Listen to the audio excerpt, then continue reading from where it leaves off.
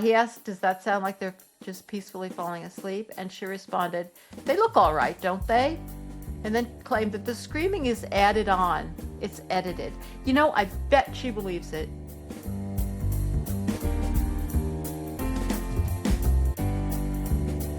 Anxieties are rising. Welcome, everybody. As usual, the industry's anxieties are rising. Mine are as well. But the first article is just my perfect kind of article that I love to report upon in Rising Anxieties, because it's one of those articles that kind of proves that activists are doing the right thing. This is by Abby Cornegay from the Animal Agriculture Alliance, and it's on drovers.com. Don't let activists spoil the fun this fair season. And she's, of course, talking about state fairs. And the subtitle is Fairs Provide an Invaluable Time to Engage with the Public About Agriculture. But watch out for detractors attempting to sway public opinion and protest these events. Yeah, I love it. And she points out that because she is a member of the agricultural community, she considers this to be an invaluable time to reach outside the bubble and engage with the public about agriculture and where our food comes from. We, of course, are not members of the public. We are, the other side. Does she consider herself to be on a side? I don't know. However, there are often detractors attempting to sway public opinion. Yeah, exactly. And in some cases, even protest these events. Oh my God, can you imagine? She's talking specifically about PETA. God love him, PETA can sometimes annoy you, but they're out there doing things like bringing their Hell on Wheels vehicle to fairgrounds. She's very upset about it. It's apparently this big truck. I don't know a lot about state fairs, though now that I live in upstate New York, maybe I should learn a little more. It's really not that far from here. I don't really want to go. It's meant to look like a pig transport truck, and it plays the screams of panicked animals. Sounds pretty authentic to me. And it made an appearance at several Midwest state fairs last year. Is currently circling the U.S. with recent stops in Nebraska, Indiana, and Illinois. I love it. If I knew that they were coming to the New York State Fair, I might show up. She's talking about also people handing out stickers and other pamphlets. How dare they? I guess she thinks that they shouldn't do that. I don't know. State fair. There also seems to be coupons claiming to be free fair food, like turkey legs and pulled pork sandwiches. But when you scan the QR code, it would take you to a website in support of their vegan cause. That actually does sound like really bad activism to me, promising people food and then giving them information. I mean, even if it's valuable information, I hope it also comes with some vegan food. One of the things that the activists are really, really hard on is birthing centers. These poor animals are dragged there to give birth in front of people to prove what? I don't know, that animals give birth. She considered it as a great experience for people to potentially see piglets born up close. Why is that a great experience? I mean, I admit it's interesting, biology and all of that, but really, also they get to see the care that goes into this practice. Yeah, right. Um, but animal rights groups are using it as an opportunity for protests. And she does have suggestions for fair organizers and exhibitors to use. And a lot of them have to do with just calling the cops. That's mostly the suggestion. One is everybody should have a crisis plan, and the crisis plan should include how to contact local law enforcement. Also, keeping an eye out for suspicious activity. I don't know what that is. Like someone taking a strange amount of photos or videos. I guess, people aren't supposed to do that. People asking very direct questions. I mean, like we don't want to be very direct, do we? And if that happens, you should report concerns immediately to fair management, who I guess they'll call the cops. Avoid confrontation. I think that's a good idea. But her idea is that you should keep your cool and let law enforcement or event management handle any issues. I guess law enforcement's supposed to make your arguments for you. All right, sounds like fun, doesn't it? Can't wait to go to the fair. All right. Our next article is from the UK. It's from our friends at Plant-Based News. Farmer claims slaughterhouse screaming is, quote, edited. All right, this is about some, I think it was a podcast and no, a YouTube video by some guy who goes by the name. His real name is Jake Bull, but he goes by the name Plant Geezer. He's vegan in this story, and he was interviewing this woman, Angarad Lloyd. I guess that's a Welsh name. I hope I'm pronouncing it right. She runs a website named Farmers Against Misinformation. Just wait till you hear this. All right. So they were talking about how pigs are gassed to death with carbon dioxide, and it's a method of slaughter used for around 90% of the 10.8 million pigs killed in the UK. And it's long been criticized because it's extremely cruel. It's very painful, but she doesn't believe that. She says the pigs just fall asleep. And so he showed her this video of the method being used, and it showed pigs thrashing and screaming. And he asked, "Does that sound like they're just peacefully falling asleep?" And she responded, "They look all right, don't they?" And then claimed that the screaming is added on. It's edited. I bet she believes it. I bet she does. People will believe anything if it's in their interest. It's a depressing fact of human nature. Well, I'm not saying they can't be persuaded out of it. Some of them can. But to just assume and there have been many investigations of carbon dioxide gassing of pigs and showing them in agony before they lose consciousness in both the UK apparently and in this country. This isn't a secret, but she represents Farmers Against Misinformation. Yeah. Oh wow. All right. This is a depressing information about a lawsuit, which I hope turns out well, because you never know with a lawsuit. Sometimes they go well. This is about Trader Joe's, so just keep this in mind next time you're thinking of shopping at Trader Joe's. Trader Joe's files suit against Direct Action Everywhere. And this has to do with, I don't know whether it's corporate Trader Joe's or a specific store in California, but they want to put an end to DXC, apparently doing protests at Trader Joe's stores that sell from Petaluma Poultry, which of course has been one of the major targets of Direct Action Everywhere in California. And so I'm not sure exactly which Trader Joe's are involved, but if you're in your Trader Joe's, you might want to mention this to them and how upset you are that they're doing this. All right, the alleged improper behavior by Direct Action Everywhere folks is roaming the aisles. Can you see? Roaming, chanting slogans, blocking customer access to certain products, and removing chicken from shoppers' carts. Now, some of those things do sound illegal, but remember, these are alleged improper behaviors, so who knows?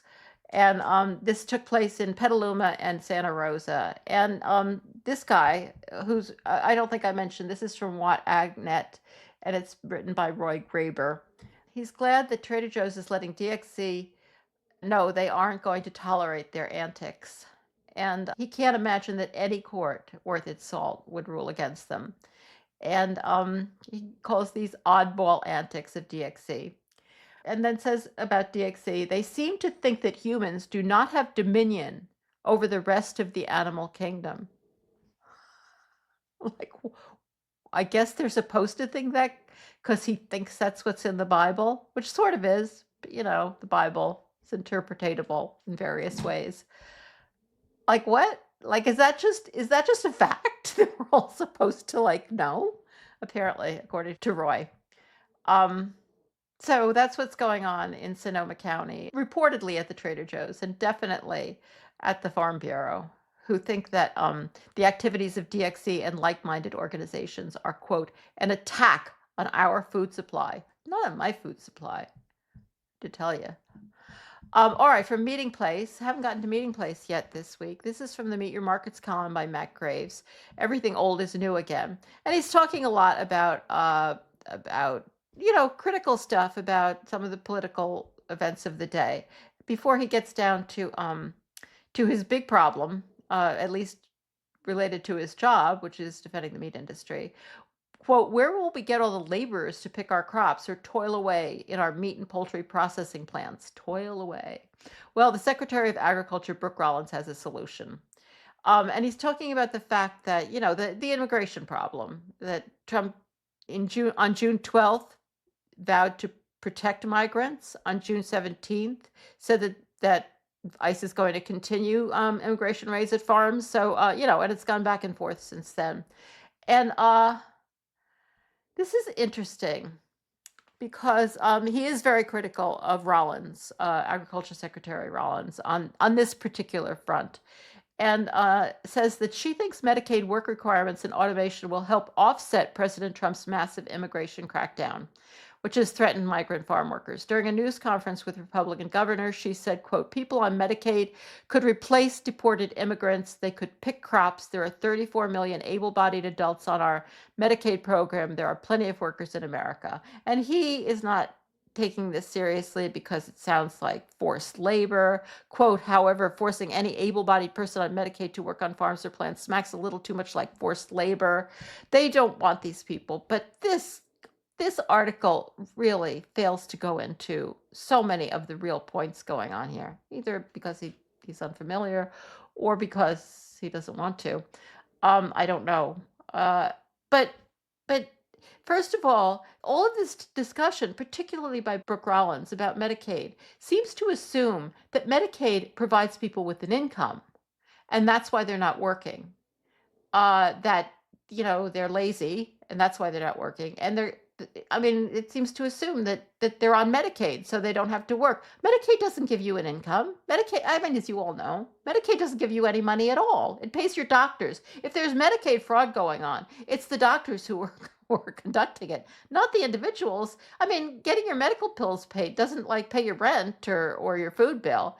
And this 34 million American numbers, it's of people. Where was that? There are 34 million able-bodied adults. That may be true. They're on Medicaid, but that doesn't mean they're not employed.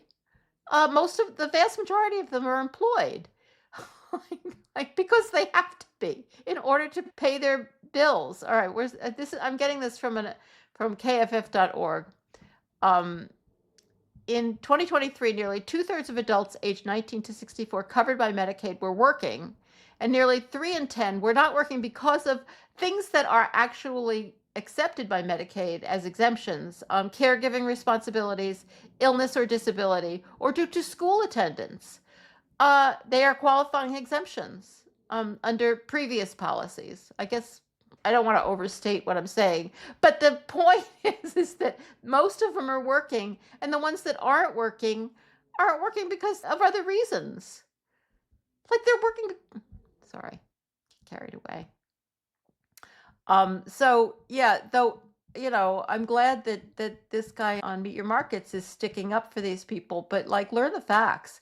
The other thing is that I've seen this talked about in the context of people who work in the fields, picking the crops and whatever, that they act like this work is just something that any bozo who's never been in agriculture in any way can just do. Aside from the fact that and also working in slaughterhouses, I'm sure, requires an enormous amount of fitness. This isn't just anybody who can do this.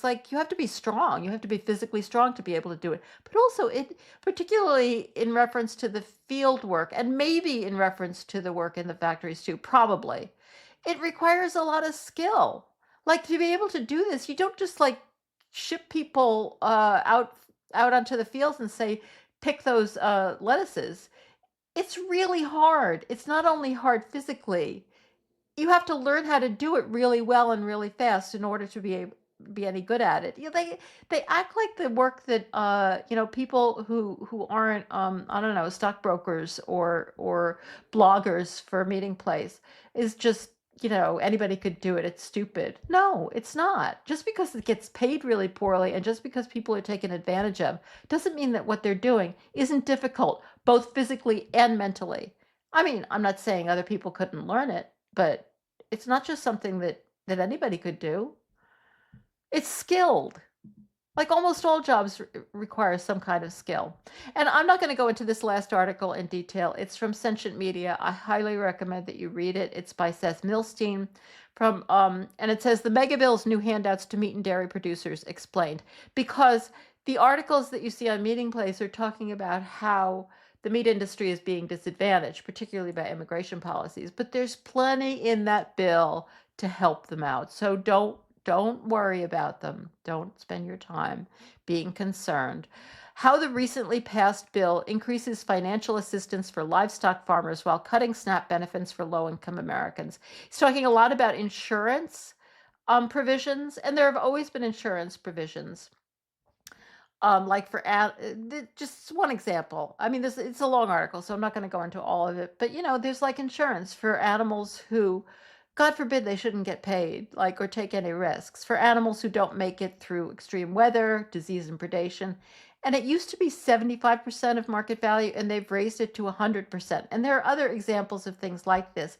And his point is, and I think it's an excellent one, is that you raise the compensation rate to 100%. You have removed any incentive to improve conditions or try to prevent these deaths, to try to protect these animals better from whatever conditions that is putting them in danger. And we see this over and over in these kinds of provisions, these insurance provisions, which also covers the dairy industry and chicken industry. It's ridiculous. Ridiculous. So, yeah, their anxieties are rising about some things, and they're happy to talk about that. But you don't hear so much about what's making them feel a whole lot better, and us a little bit worse. And that's it for this week's Rising Anxieties. Please don't forget to subscribe on YouTube or wherever you listen to podcasts. And if you are so inclined and you would like to donate to our efforts here, you can do so at ourhenhouse.org/support. And thank you so much if you do. And thanks for tuning in.